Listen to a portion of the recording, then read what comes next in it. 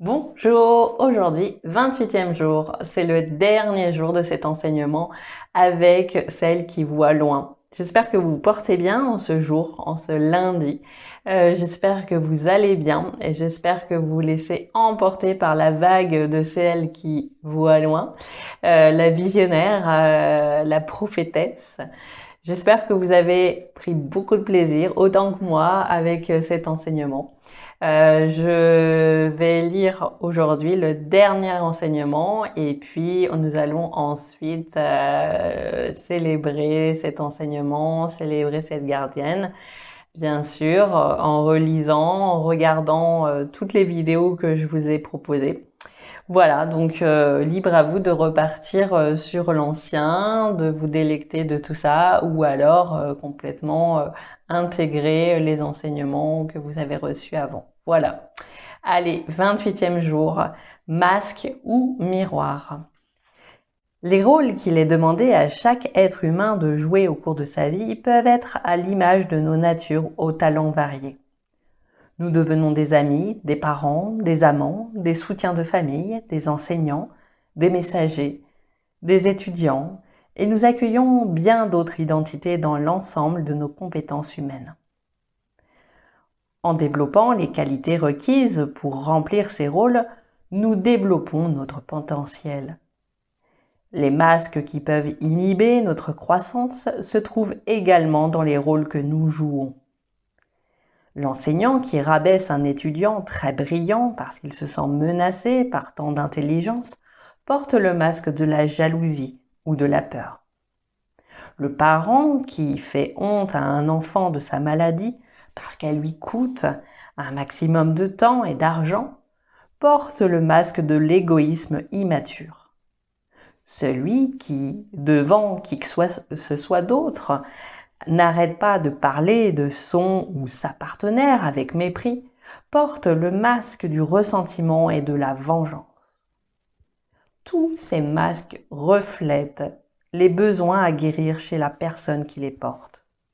L'observateur avisé remarque le comportement et ne dit rien qui soit une façon de juger. Ces masques ne peuvent tomber que lorsque ceux qui les portent demandent de l'aide, du fait des tristes conséquences de leur comportement. Parfois, voir la vérité peut être une charge, parce que l'observateur sait exactement ce qui crée le déséquilibre ou le bouleversement. L'observateur avisé regarde en lui et il choisit de soigner en lui le masque semblable dont il peut être porteur.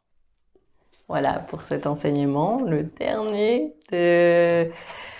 de celle qui voit loin. Voilà, et puis un petit oracle, l'oracle de la Lune, pour terminer avec cette guidance, l'oracle de la Lune et la carte deuxième gibbeuse décroissante, plaisir. Alors je vous le dis tout de suite, prenez-vous la vie trop au sérieux. Le moment est venu de vous ouvrir au plaisir de la vie. Recherchez l'allégresse. Concentrez-vous sur ce qui vous rend heureux et ne vous engagez que dans des activités que vous trouvez agréables. Ça va, c'est plutôt bien. Le mantra, je m'ouvre au plaisir de la vie. Dans notre quête d'une vie meilleure, nous avons peu à peu oublié comment prendre réellement plaisir à ce que nous faisons. Nous nous sommes laissés distraire par le quotidien. La vie peut facilement nous surcharger de demandes diverses et notre esprit rationnel semble avoir besoin de chaque minute de notre journée afin de pouvoir y faire face. Résultat des courses, le plaisir s'est vu relégué à la dernière place ou s'est transformé en tendance destructrice, comme le fait d'abuser de l'alcool au lieu d'apprécier un ou deux verres en compagnie d'amis.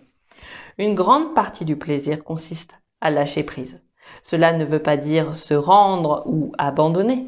Cela signifie simplement que nous mettons de côté nos obligations, notre stress et nos inquiétudes pour un temps, pour nous immerger dans quelque chose de joyeux qui nous procure du bien-être.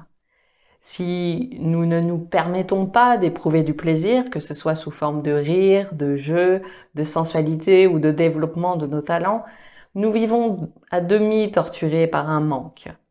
Trop sérieux rend les gens ennuyeux. Et au fil du temps, nous devenons donc beaucoup moins efficaces dans notre vie émotionnelle et professionnelle si nous ne recevons jamais de dose régulière de plaisir. Nos ancêtres connaissaient l'importance du plaisir dans la formation d'un esprit et d'un corps sain. Des dieux et des déesses étaient entièrement consacrés au bonheur et au plaisir de la vie, comme la déesse égyptienne Hathor, dont les temples étaient des lieux joyeux emplis de chants et de beauté. De petits temples étaient même placés en son honneur à l'extérieur des temples dédiés à d'autres divinités majeures, afin que les fidèles puissent retrouver leur bonne humeur avant d'aller les prier et les idolâtrer. Les Égyptiens savaient qu'avoir un état d'esprit positif et détendu est le premier pas vers une connexion spirituelle positive.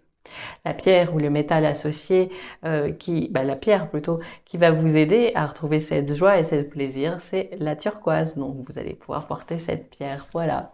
Eh bien, je vous souhaite une belle journée, une belle fin d'enseignement, de journée d'enseignement. Intégrer toute cette pratique, intégrer cet enseignement dans votre quotidien, parce que c'est bien beau de les écouter tous les jours, de les regarder tous les jours, mais encore faut-il les comprendre et les vivre au quotidien et s'éveiller un petit peu, se réveiller un petit peu avec tout ça. Voilà, je vous embrasse, je vous laisse quelques jours intégrer tout cela et puis je reviens dès que la nouvelle lune fera son apparition dans notre ciel. Voilà. Très très très beau moment à vous, très belle journée à vous et à bientôt.